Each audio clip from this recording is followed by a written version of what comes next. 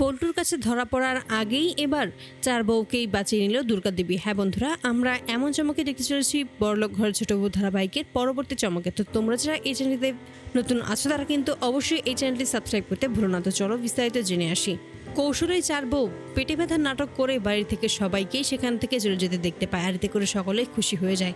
যখনই সকলে বাড়ি থেকে বেরিয়ে যায় ঠিক সেই মুহূর্তে চার বই আবারও ছুটে আসে দুর্গাদেবীর কাছে, আর তখনই বলা যায় অবশেষে এই বাড়িটা ফাঁকা হলো এবং আমরা সকলে মিলে আনন্দ করতে পারবো। ঠিক সেই মুহূর্তে দেখা যায় যে পল্টু সেই বাড়িতে এসে হাজির হয় এবং সে কিছু একটা নিয়ে যাবে এমনটাই বলে। ঠিক তখনই চার বউকে আবারও দুর্গাদেবীর সামনে দেখতে পেয়ে একটু অবাক হয়ে যায়। চার বউ যখন আবারও পল্টুকে দেখতে পায় ঠিক তখনই তারা আবারও পেটে ধরে ফেলে এবং এমন একটা কথা থাকে যেন তারা সত্যিই পেটে ব্যথায় মরে যাচ্ছে, তারা কোনোভাবে পেটে ব্যথা দাঁড়াতে পারছে না। ঠিক তখনই পল্টু বলে যে তোমাদের সবাইকে তো দেখলাম সিঁড়িতে দিয়ে উপরের দিকে উঠছে, তাহলে আবারও এখানে কেন এলে? ঠিক তখনই সকলে কি বলবে কিছুই বুঝতে পারে না। ঠিক সেই মুহূর্তেই পল্টু বলে যে কী হলো, বলছো না কেন, কী বা সমস্যা হয়েছে? আমার তো মনে হচ্ছে তোমাদের কোনো পেটে ব্যথাই হয়নি, তোমরা সমস্তটাই নাটক করছো শুধুমাত্র এই বাড়িতে থেকে যাওয়ার জন্য। নিশ্চয়ই কোনো একটা মতলব আছে, সত্যি করে বলো পারু, তুমি বলো।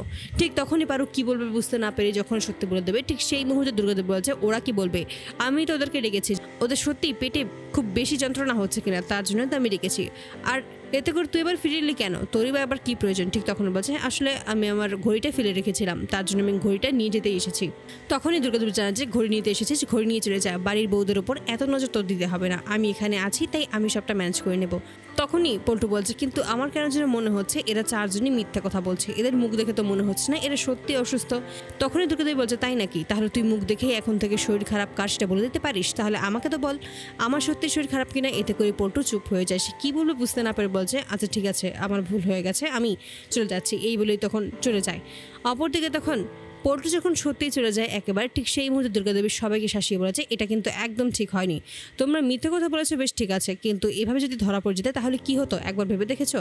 এরকমটা তোমরা আর কখনোই করবে না। এতে করেই তখন চারজনই ক্ষমা চায় দুর্গাদেবীর কাছে আর বলছে আমাদের ভুল হয়ে গেছে। আসলে এত খুশিতে কি বলবো কি করব কিছুই বুঝতে পারছিলাম না, তার জন্যই মুখ ফসকে এমনটা বেরিয়ে গেছে, এমনটা আর কখনোই হবে না। তখনই দুর্গাদেবী ওনাকে বলে যে হ্যাঁ এই সমস্ত কথা যেন সত্যিই মাথায় থাকে।